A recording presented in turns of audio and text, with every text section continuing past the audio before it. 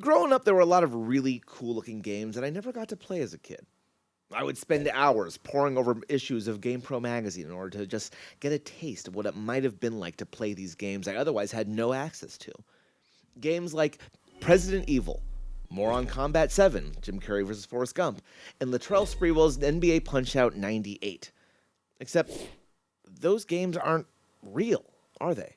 See, for nearly 15 years, LamePro was gaming's most insane April Fool's Day tradition, parodying everything from the industry to its own readers to the magazine itself.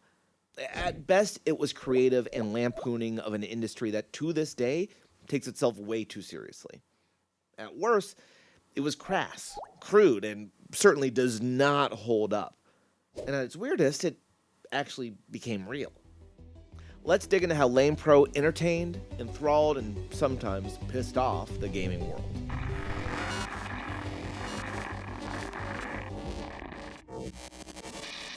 Welcome to the Bizarrecade, your home for culture, history, and nerd shit. And in the early 90s, gaming magazines ruled the world. Or at least my world. Before Twitter, before Reddit, before YouTubers yelling about bad games as if just saying a swear word out loud made them funny, magazines were the only way to get gaming news. And every April 1st, they had one job: with their readers. And don't call me out, my swears are different.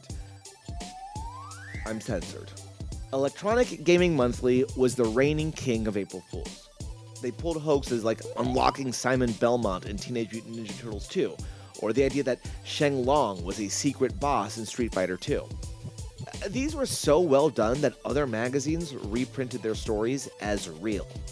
GamePro, being a close competitor at the time, wanted more than just a single hoax, and in 1993 created LamePro, a full-on parody magazine inside of a magazine. Nothing was safe. Game companies, other magazines, themselves. Yeah, this was all fairly risky. At the time, game journalism was still very new in its infant stages, and these type of publications relied on maintaining positive relationships in order to get scoops and release information. To go ahead and put other companies on blast like that risked hurting a relationship that the magazine relied on. Their first jokes: a cheat code section called Snot Pro, which was a play on SWAT Pro, and a taste of the maturity that this project would continue to carry with it. These were exclusive tips and tricks, like, to start this fabulous Mario adventure, simply press Start when you see the title screen. or Follow this trick to the letter, and you'll find bonk fun with your TurboGrafx 16. First, insert the cartridge. When the cartridge is firmly inserted, turn on the power. Now, enjoy the game, but remember that code for later. Technically, that's true.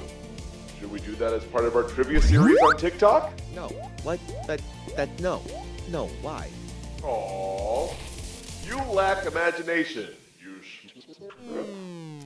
Probably. Anyway, by the mid-90s, LamePro was going all out. Every year, they dropped a litany of fake games, from the could-be-real to the downright bizarre. Games like Where in Time is Elvis Presley, which probably would have been equally as fun as Carmen Sandiego series, and definitely more fun than Mario's Time Machine. Make Your Own Country Rap video starring Dairy Queen Latifah, which actually used images from the actual Make Your Own video starring Marky Mark, and the cowboy shooting simulator Mad Dog McCree. Fridge Racer. Don't know if I have much to say about that, it's pretty obvious. And Spoon the Eternal, a play on the comic Spawn, and a joke so stupid that I have to play this. Somebody, seriously, Adult Swim games? Holy wow, I know you guys watch this from time to time. Somebody please, make this dumb game real. It wouldn't be the first time, since one game parody actually became real.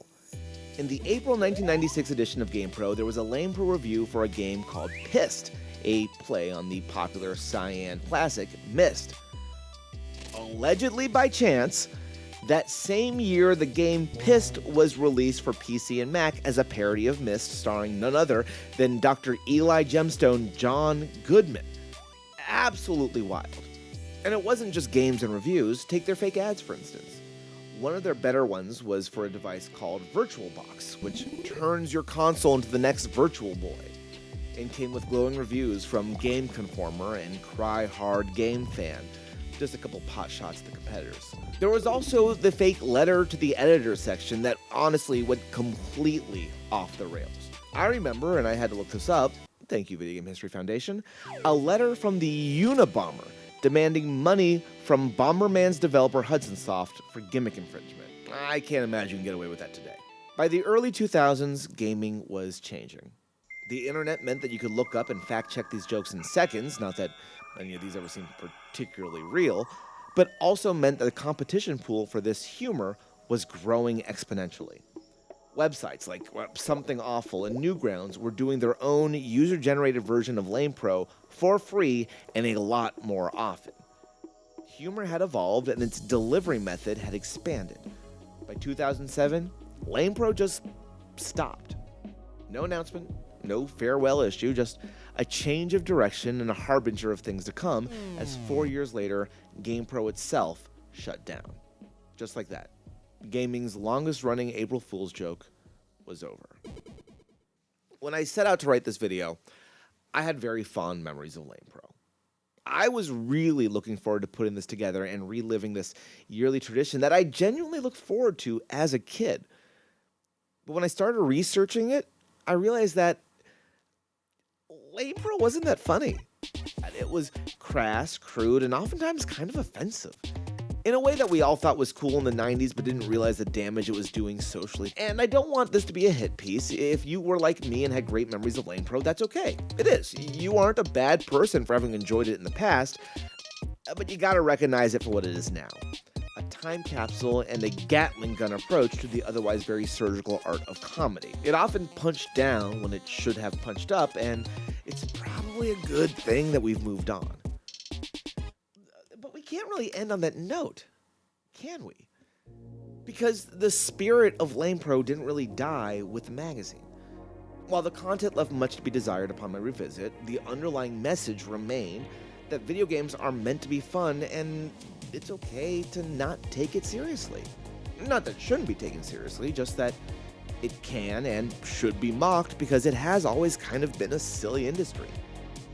This has made room for Dorkly, Blizzard's various fake game patches. Hell, the entire premise of this channel, whether it's the ridiculous notion that we can claim a game as the undisputed best of all time, or have an esport where every round is a different game, or film a video pretending to be the melted wax statue of Dave Foley that is former Unity CEO John Riccatello, comes from the spirit of LamePro. So, was LamePro brilliant satire or just plain lame? Maybe both? Maybe neither. But it's a part of gaming history and had an effect on gaming culture far beyond its initial body of work. What's your favorite gaming prank of all time? Let us know in the comments. We have a YouTube short of the top 5 April Fool's pranks that became actual things somewhere over here. So check them out, and if you love gaming history, hit that like button or subscribe. That would be awesome of you. Until next time, stay cool, stay hip, stay heavy.